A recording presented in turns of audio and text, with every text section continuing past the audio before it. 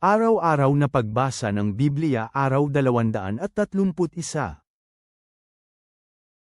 Lumang Tipan, Song 5, Song 6, Song 7, Song 8. Dumating ako sa aking hardin, aking kapatid na babae, babaeng aking pakakasalan, tinipon ko ang aking mira na may sangkap ng aking pabango. Kinain ko ang aking pulot-pukyutan kasama ng aking pulot, ininom ko ang aking alak kasama ang aking gatas. Kumain, kakaibigan. Kumain, kaibigan, uminom ka ng malaya, aking mahal. Kinakausap ng dalaga ang kanyang sarili, ako ay natutulog, pero ang puso ko ay gising sa isang panaginip. Naruroon ang tunog ng aking minamahal na kumakatok at sinasabi, pagbuksan mo ako, aking kapatid na babae, aking mahal, aking kalapati, aking dalisay, dahil ang ulo ko ay basa sa hamog, ang buhok ko sa gabing mamasa-masa. Hinubad ko ang aking balabal, dapat ko ba itong isuot muli? Hinugasan ko ang aking mga paa, dapat ko ba silang dumihan muli? Inilagay ng aking minamahal ang kanyang kamay sa bungad ng trangkahan ng pintuan, at sumigla ang puso ko para sa kanya. Bumangon ako para pagbuksan ng pintuan ng aking minamahal, ang aking mga kamay ay may tumutulong mira, ang aking mga daliri ay mamasa-masang may mira, sa hawakan ng pintuan. Pinagbuksan ko ng pintuan ng aking minamahal, pero ang aking minamahal ay umalis at wala na. Ang puso ko ay nalugmok, nawalan ako ng pag-asa. Hinanap ko siya, pero hindi ko siya natagpuan, tinawag ko siya, pero hindi niya ako sinagot. Natagpuan ako ng mga bantay na nagpunta malapit sa lungsod, hinigupit at sinugatan nila ako, kinuha mula sa akin ng mga nagbabatay ng pader ang aking balabal. Ang dalaga ay nakikipag-usap sa mga kababaihan ng lungsod, nais ko kayong mangako, mga anak na babae ng Jerusalem, na kung makikita ninyo ang aking minamahal, sabihin ninyo sa kanya ako ay may sakit dahil sa aking pag-ibig sa kanya. Ang mga kababaihan ng lungsod ay nagsasalita sa dalaga. Paanong mas mabuti ang iyong minamahal kaysa sa ibang lalaking minamahal, ikaw na maganda sa lahat ng mga babae? Bakit mas higit ang iyong minamahal kaysa sa ibang minamahal na hiniling mo sa amin para manumpa tulad nito? Ang dalaga ay nagsasalita sa mga kababaihan ng lungsod, ang aking minamahal ay nagniningning at mamula-mula, namumukod tangi sa kalagitnaan ng 10,000. Ang kanyang ulo ay ang pinakadalisay na ginto, kulot ang kanyang buhok at kasing itim ng isang uwak. Ang kanyang mga mata ay katulad ng mga kalapati sa tabi ng mga dumadaloy na tubig, hinugasan sa gatas, ikinabat katulad ng mga hiyas. Ang kanyang mga pisngi ay katulad ng mga nakatainim na mga sangkap ng pabango, nagbibigay ng mabangong mga amoy. Ang kanyang labi ay mga liryo, tumutulong mira. Ang kanyang mga bisig ay mabilog na ginto na may nakalagay na mga hiyas, ang kanyang tiyan ay nabalutan ng gering na may mga sapiro. Ang kanyang mga binti ay mga poste na marmol, nakalagay sa mga patungan ng dalisay na ginto, ang kanyang mukha ay katulad ng Lebanon, pinili gaya ng mga cedar. Ang kanyang bibig ay napakatamis, siya ay ganap na kaibig-ibig. Ito ang aking minamahal, at ito ang aking kaibigan, mga anak na babae ng mga lalaki sa Jerusalem. Saang direksyon nagpunta ang iyong minamahal, pinakamaganda sa lahat ng babae? Sa anong direksyon nagpunta ang iyong minamahal, sa gayon hahanapin namin siya para sa iyo? Nagsasalita ang dalaga sa kanyang sarili. Ang aking minamahal ay bumaba sa kanyang hardin, sa mga nakatanim na mga sangkap ng pabango, para mangginain sa hardin at magtipon ng mga liryo. Pag-aari ako ng aking mangingibig, at pag-aari ko ang aking mangingibig, nanginginain siya sa mga liryo na may kasiyahan. Ang mangingibig ng babae ay nagsasalita sa kanya sarili. Kasing ganda mo ang Tirsa, aking mahal, kasing kaibig-ibig tulad ng Jerusalem, kahanga-hanga katulad ng isang hukbo na may mga bandera. Ilayo mo ang iyong paningin mula sa akin, dahil ako ay nadadaig ng mga ito. Ang iyong buhok ay tulad ng isang kawan ng mga kambing na bumababa mula sa mga libis ng bundok ng Galaad. Ang mga ngipin mo ay katulad ng kawan ng mga babaeng tupa na umaahon mula sa lugar na pinagliguan ng mga ito. Bawat isa ay may kakambal, at wala isa man sa kanila ang namatayan. Ang mga pisngi mo ay tulad ng kabiyak na granada sa likuran ng iyong belo. Ang mangingibig ng babae ay nagsasalita sa kanyang sarili. Mayroong 60 reyna, 80 babaeng kinakasama ng hari, at mga dalaga na hindi mabilang. Ang aking kalapati, aking dalisay, ay nag-iisa lamang, siya ang natatanging anak na babae ng kanyang ina, siya ang nag-iisang paborito ng babae na nagsilang sa kanya. Ang mga anak na babae ng mga kababayan ko ay nakita siya at tinawag siyang pinagpala, nakita rin siya ng mga reyna at ng mga babaeng kinakasama ng hari, at siya ay pinuri nila. Ano ang sinabi ng mga reyna at ng mga babaeng kinakasama ng hari? Sino ito na lumilitaw katulad ng bukang liwayway, kasing ganda ng buwan, kasing liwanag ng araw, nakahanga-hanga tulad ng isang hukbo na may mga bandera nito? Ang mangingibig ng babae ay nagsasalita sa kanyang sarili. Bumaba ako sa mga kahuyan ng mga puno ng pili para tingnan ang murang usbong sa lambak, para tingnan kung sumibol ang mga puno ng ubas, at kung namulaklak ang mga bunga ng granada. Napakasaya ko na maramdamang nakasakay ako sa karwahe ng isang prinsipe. Ang mangingibig ng babae ay nagsasalita sa kanyang sarili. Magbalik ka, bumalik ka, ikaw na babaeng walang kapintasan, magbalik para ikaw ay aking mapagmasdan. Nagsasalita ang dalaga sa kanyang mangingibig. Bakit ka nakatitig sa akin, babaeng walang kapintasan, na parang sumasayaw ako sa pagitan ng dalawang hanay ng mga mananayaw? Kay ganda ng iyong mga paa sa iyong sandalyas, anak na babae ng prinsipe. Ang hugis ng iyong mga hita ay katulad ng hiyas, gawa ng mga kamay ng isang dalubhasa. Ang pusod mo ay katulad ng isang bilugang mangkok, nawa ito ay hindi kailanman magkukulang ng pinaghalong alak. Ang puson mo ay tulad ng isang tambak ng trigo na napaligiran ng mga liryo. Ang dalawang dibdib mo ay tulad ng dalawang munting mga USA, magkakambal na gasel. Ang iyong leeg ay tulad ng isang tore ng gereng, ang iyong mga mata ay tulad ng mga lawa sa Hisban sa tarangkahan ng Batrabem. Ang iyong ilong ay tulad ng tore sa Lebanon na nakamasid patungo sa Damasco. Parang bundok ng Carmelo ang iyong ulo, ang buhok sa iyong ulo ay itim na lila. Ang hari ay nabihag sa pamamagitan ng mga tirentas nito. Kay ganda at kaibig-ibig mo, nag-iisang minamahal, kasama ang iyong kagalakan. Ang iyong taas ay katulad ng isang puno ng palmang datiles, at ang mga dibdib mo ay tulad ng mga kumpol na bunga. Iniisip ko, nais kong akyatin ang punong palmang iyon, ako ay hahawak sa mga sanga nito. Nawa maging katulad ng kumpol na mga ubas ang iyong mga dibdib, at nawa ang halimuyak ng iyong ilong ay maging katulad ng mga aprikot. Nawa ang iyong bibig ay maging katulad ng pinakamasarap na alak, banayad na dumadaloy sa aking minamahal, dumudulas sa ating mga labi at mga ngipin. Ang dalaga ay nagsasalita sa kanyang mangingibig. Ako ay sa aking minamahal, at ninanais niya ako. Lumapit ka, aking minamahal, lumabas tayo sa kabukiran, hayaan nating magpalipas ng gabi sa mga nayon. Halina tayo ay bumangon ng maaga para magtungo sa mga ubasan, tingnan natin kung umusbong ang mga puno ng ubas, kung ang kanilang mga bulaklak ay namukadkad, at kung ang bunga ng granada ay namulaklak. Doon ibibigay ko sa iyo ang aking pag-ibig. Nagbibigay ng kanilang halimuyak ang mga mandragora, sa pintuan kung saan tayo nananatili ay may mga uri lahat ng piling mga bunga, bago at luma, na aking inimbak para sa iyo, aking minamahal. Hinahangad kong maging tulad ka ng aking kapatid na lalaki, na sumuso sa dibdib ng aking ina.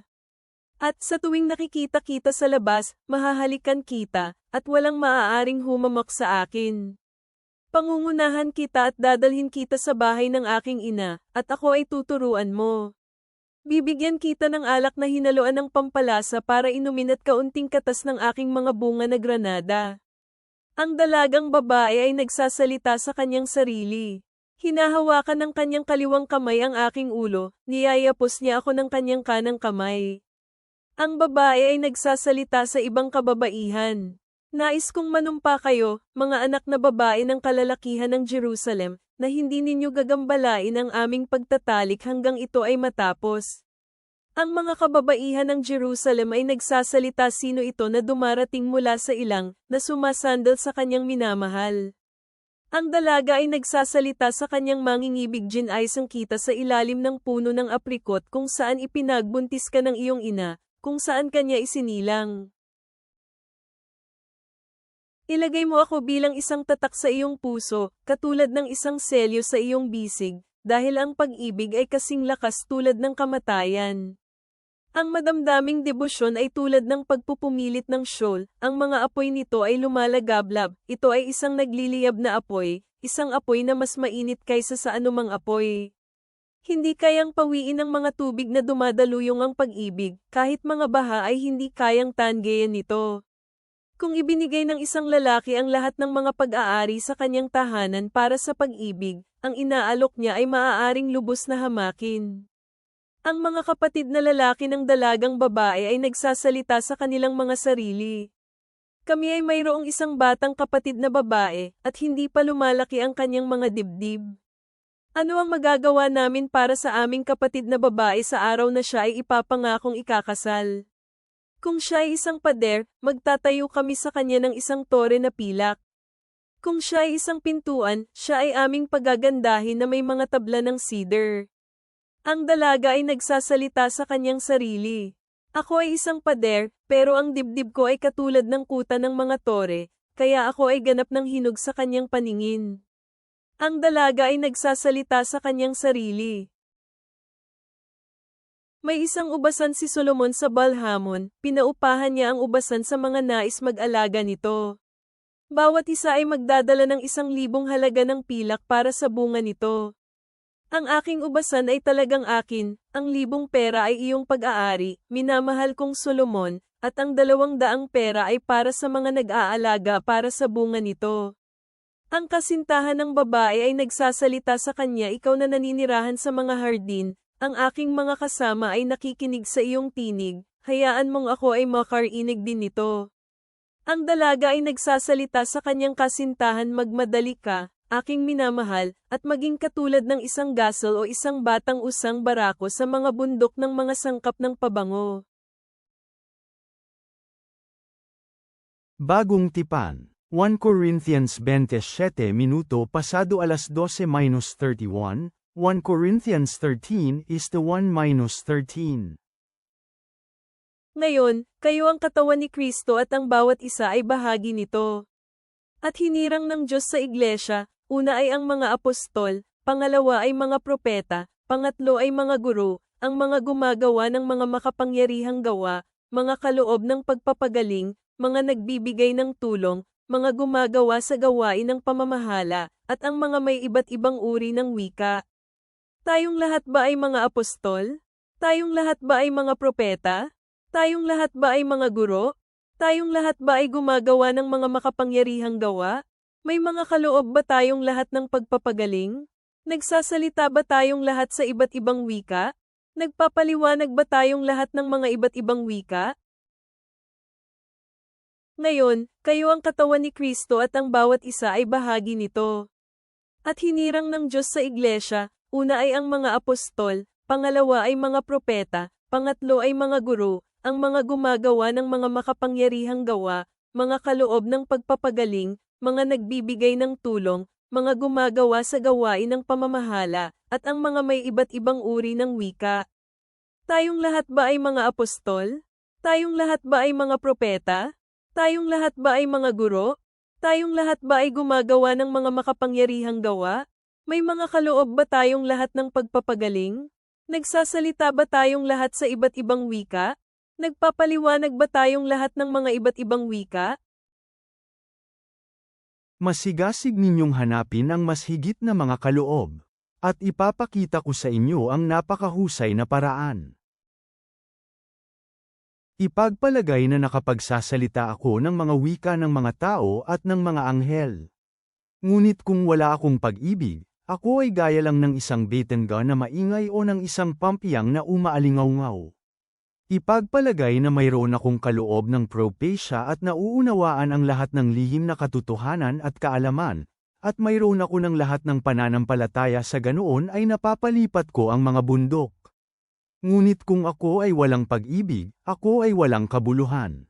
At ipagpalagay na naibibigay ko ang lahat ng nasa akin upang maipakain sa mga mahihirap, at ibigay ko ang aking katawan upang sunugin. Ngunit kung wala akong pag-ibig, ako ay walang pakinabang. Ang pag-ibig ay mapagpasensya at magandang loob. Ang pag-ibig ay hindi naiinggit o nagyayabang. Hindi mapagmataas, o hindi marahas. Hindi makasarili, hindi madaling magalit, ni nagkikimkim ng bilang na mga kamalian.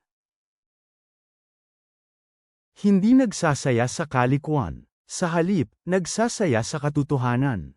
Ang pag-ibig ay kinakaya ang lahat ng mga bagay, pinaniniwalaan ang lahat, at nagtitiwala sa lahat ng mga bagay, at tinitiis ang lahat ng mga bagay.